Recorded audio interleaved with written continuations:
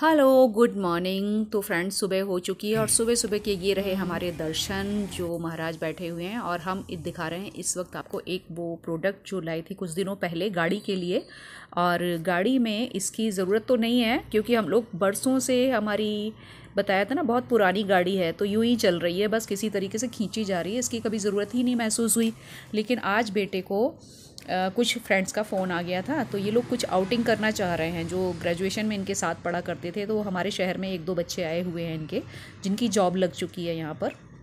तो प्लान हुआ इनका बाहर घूमने का, तो इस चक्कर में ये दुकान से जाकर इसको ख़रीद कर लाए। शॉपकीपर के मुताबिक यही बेस्ट था। तो इसकी खुशबू यूज़ करने के बाद पता चलेगी हम लोगों को कि कैसी है, लगाने लायक है। यानी मैं तो हर खुशबू को भी नहीं बर्दाश्त कर पाती हूँ ना, एलर्जी की वजह से। लेकिन इसको यहाँ पर लगाना है, इस तरीके से चिपकाना है। लेकिन हमारा डैशबोर्ड ऐसा नहीं है क्योंकि ये गाड़ी है हमारे बहुत पुरानी गाड़ी कह लीजिए इसे। तो यहाँ ये लग ही नहीं पा रहा। हमको लगा था कि इसको रख देने से ये सेट हो जाएगा, पर ये लगातार हिल रहा है और चलते वक्त तो ये टिकेगा नहीं, किसी ना किसी के ऊपर ही गिर जाएगा। तो इसको लगाने के लिए बाद में लगाते हैं कुछ जुगाड़। अभी हमने हर तरीके से इसको लगा कर देख लिया है, लेकिन शायद मुझे जो दिमाग में आया ना, यही लगा कि इसके लिए चिपकाने वाला जो टेप आता है, टेप या कोई ऐसी चीज़ लगानी पड़ेगी जिससे कि ये जगह पर फिक्स हो जाए। और बस अभी मेरा हो चुका है सुबह का मॉर्निंग जो नहाना होता है वो सब। तो अब मैं आ गई हूँ तैयार होने। आज मैं थोड़ा ठीक से अपना वो करने वाली हूँ। वैसे मैं क्या करती हूँ ना कि पाउडर नहीं लगाती हूँ, आजकल सर्दियाँ हो गई ना उसकी वजह से। तो मैंने आज सोचा कि थोड़ा सा पाउडर लगा दिया जाए चेहरे पर, देखूँ तो कुछ चेंज आता है या नहीं। तो वाकई थोड़ा सा तो चेंज आता है यार। तो सर्दियों में भी लगा कि मुझे थोड़ा पाउडर लगा लेना चाहिए। बिंदी और लिपस्टिक तो लगा ही लेती हूँ। लिपस्टिक कभी कभी लगाती हूँ, डेली नहीं लगाती, पर आज थोड़ा सा मन है मुझे लगाने का तो मैंने लगा ली है। हल्की हल्की, बिल्कुल बिल्कुल हल्की हल्की है ये। और एक कभी बिंदी लगाती हूँ, आज मुझे बिंदी दिख नहीं रही है। मैंने कल यहाँ पर चिपका ली थी अपने सामने में ही, और अभी मुझे दिखी नहीं। तो मैं जब बाद में देखूँगी, ढूंढूंगी। पत्ता भी मुझे नहीं मिल रहा है इसका, जो बिंदी वाला होता है। और मैंने क्योंकि सामान यूँ ही बिखरा के अलमारी में रखा हुआ है ना, इस वजह से।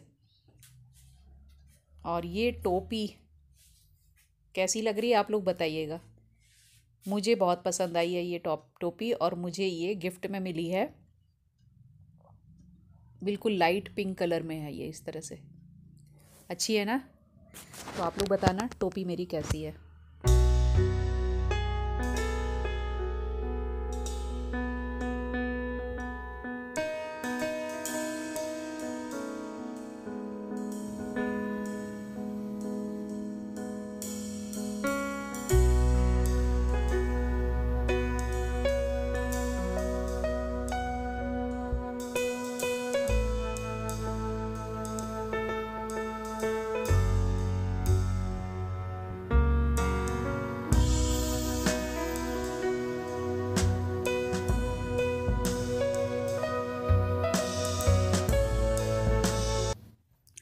सुबह के मेरे डेली के काम से थोड़ा सा फ्री हो चुकी हूँ, तो 5-10 मिनट बस धूप ले लेती हूँ। तो अभी धूप में खड़ी हो जाऊँगी और उसके बाद मैं फिर शायद कुछ खाने पीने का बनाती हूँ रसोई में जाकर। मुझे यहाँ से लगा मैं आप लोगों को कुछ दिखा सकती हूँ, पर मुझे बड़ा प्रॉब्लम हो रहा था इधर धूप में खड़े होकर दिखाने का, तो समझ नहीं आया कैसे दिखाऊँ।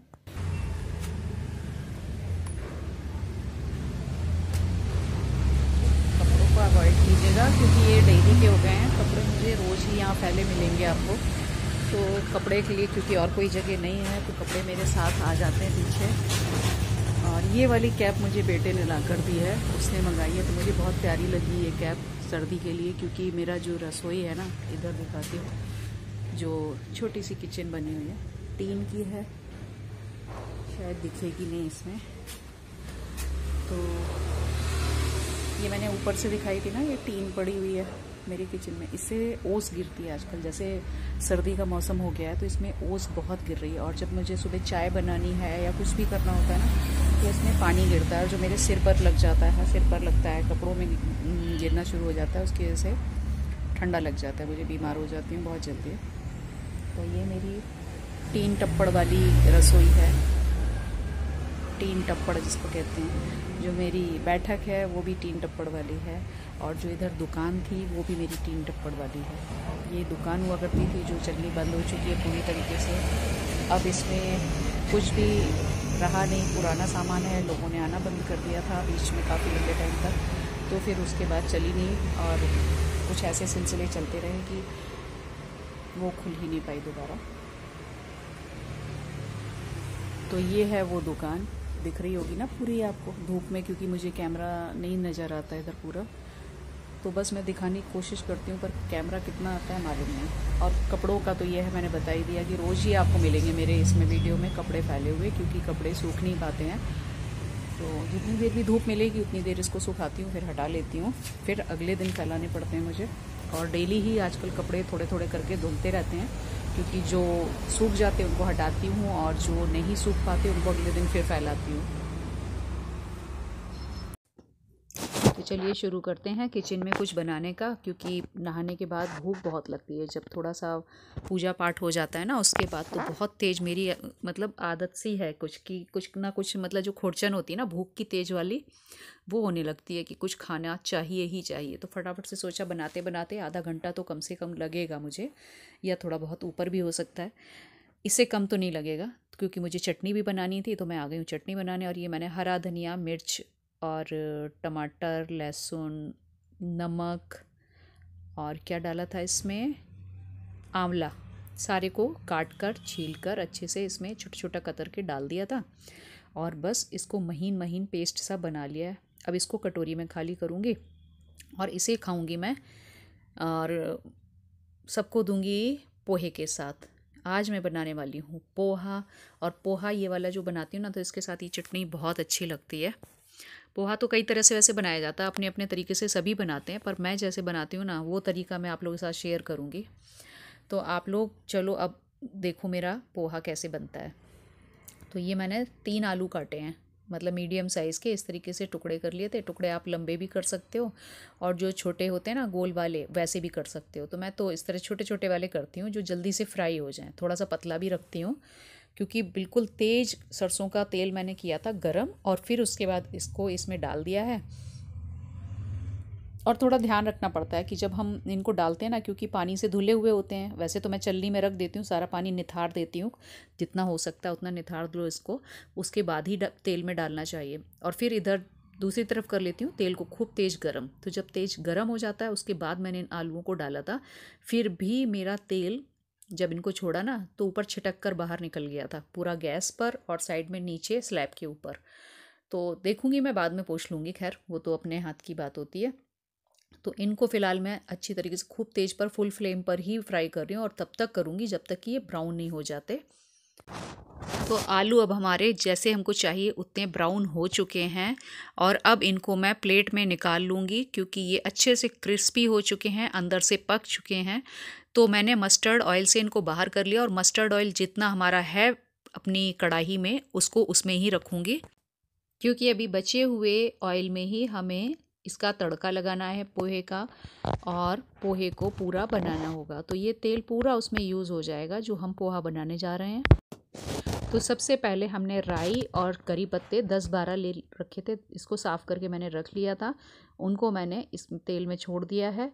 और उसके बाद डाला है ये 3 से 4 प्याज। प्याज मैं थोड़ा सा ज़्यादा इस्तेमाल करती हूँ, आप कम भी कर सकते हो अगर आप पोहा इस तरह से बनाना चाहो तो मैंने 3-4 प्याज ली है, और इनको अभी मैं 1 चम्मच इसमें नमक का भी इस्तेमाल करने वाली हूँ। तो नमक का इस्तेमाल करके इसको रेड होने तक अच्छी तरीके से फ्राई करूँगी।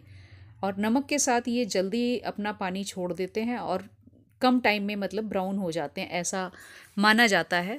तो पहले मैं नहीं डाला करती थी, मैंने कुछ टाइम से कुछ लोगों को ये करते हुए देखा और सुना कि अगर आप नमक डाल देते हो तो उससे क्या होता है कि नमक से जल्दी ये पानी छोड़ देते हैं, मॉइस्चर निकल जाता है इनका, और जल्दी से ये फ्राई हो जाते हैं। और तब से मैं भी ऐसा करने लगी हूँ कि मैं नमक डालने लगी हूँ इसमें। और कुछ लोग ऐसा भी मानते हैं कि नमक लास्ट में डालना चाहिए, क्योंकि जो नमक का वो असर होता है ना, वो आप कुछ चीज़ें तत्व उसके ख़त्म कर देते हो पहले से पकाकर। पर मैंने डालना फिर भी शुरू कर दिया है। तो हो गए हमारे प्याज बिल्कुल ब्राउन, देखिए। और इसमें मैंने 1 हरी मिर्च डाली है, और थोड़ा सा जो हरा प्याज होता है ना वो भी डाल दिया था, ताकि इसमें कलरफुल पोहा बनकर तैयार हो हमारा। और साथ में मैंने पोहे को जब तक प्याज को भूना है, फ्राई किया है ना, तो मैं आपको बताऊं, मैंने इसको पोहे को 4-5 पानी से धोया था। फिर इसमें हल्दी मिला ली थी, एक छोटी वाली जो चम्मच होती है वो, थोड़ी सी आधा चम्मच लाल मिर्च मिलाई है, और थोड़ा सा नमक। जैसे हमने थोड़ा नमक तो प्याज में डाल लिया, और थोड़ा सा ही नमक हमने पोहे में भी मिक्स करके रख लिया है। तो ये बस मैंने आपको दिखाने के लिए आगे करके दिखाया है। अभी हमारा जब तक प्याज होगा तो उस बीच हमने पोहे को भी धोकर तैयार कर लिया, और उसमें हल्दी मिर्च नमक तीनों चीज़ें मिलाकर रख लिया है। तो अब हमारा ये पोहा का जो प्याज है अच्छे से फ्राई हो चुका है। तो इसमें मैंने एक छोटी कटोरी मटर के दाने तैयार किए हुए थे, उनको मैंने डाल दिया है, ताकि ये मटर के दाने अच्छी तरीके से इसमें पक जाएं। वैसे तो ये मीठे मीठे आ रहे हैं आजकल, बहुत मीठे और सॉफ्ट होते हैं।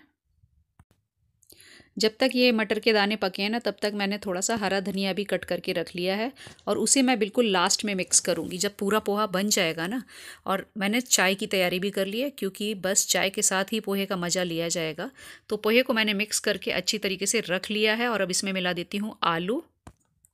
इन सभी को खूब अच्छी तरीके से मिक्स कर लूँगी मैं, नीचे से ऊपर पोहे को चलाते हुए, ताकि आलू और पोहा अच्छी तरीके से मिक्स हो जाए। फिर इसको हटाती हूँ, और इसकी जगह रख दूँगी मैं चाय। चाय इसके साथ बहुत आनंद देती है मज़े से, और आजकल जो ठंड चल रही है ना, सर्दी, उसमें तो बस ये मज़ेदार पोहा और चाय बहुत अच्छा लगेगा। तो आप लोग भी आ जाइए, खा लीजिए। कितना प्यारा लग रहा है ना देखकर। और बाद में लास्ट में डालूंगी मैं हरा धनिया, जो मैंने कतर के रख लिया है, और इसमें हरा धनिया के साथ डाल दूंगी हरी चटनी जो मैंने बनाई है। सर्दी में ये चटपटा बहुत अच्छा लगता है ना, चटपटा चटपटा कुछ भी खाने का दिल करता है। तो अब तो मैं वैसे भी बहुत ज़ोरदार भूख लग रही है मुझे, तो फटाफट जल्दी से चाय चढ़ाकर मैं खाऊंगी इसको। और बस आप लोग को भी पूछ लेती हूँ, तो आप लोग भी आप फटाफट गर्मा गर्म चाय पीने और पोहा खाने आ जाइए। तो बनती है फटाफट से मेरी चाय, और तब तक फिर से मैं बोल रही हूँ, दोबारा से बोल रही हूँ, मेरे चैनल को आप लोग सब्सक्राइब कीजिए, वीडियो को लाइक कीजिए, शेयर कीजिए। तो बनकर तैयार है मेरा ये यमी पोहा और छुटकू मजलू बड़कू, तीनों ग्लास मेरे तैयार हैं। इनको मैंने नाम दे रखा है छुटकू मजलू बड़कू। आप लोगों को अटपटा एक बचकानी हरकत लग सकती है, पर हमारे लिए नॉर्मल है। हम तीनों का ये ऐसे ही चलता रहता है। और ये आ गया है मेरा एक पार्सल, जियो से मैंने बुक किया था, और इसमें बस ज़्यादा नहीं है, 2-3 आइटम, जैसे जो ख़त्म होने वाला होता है ना, बस वही मंगाती हूँ मैं।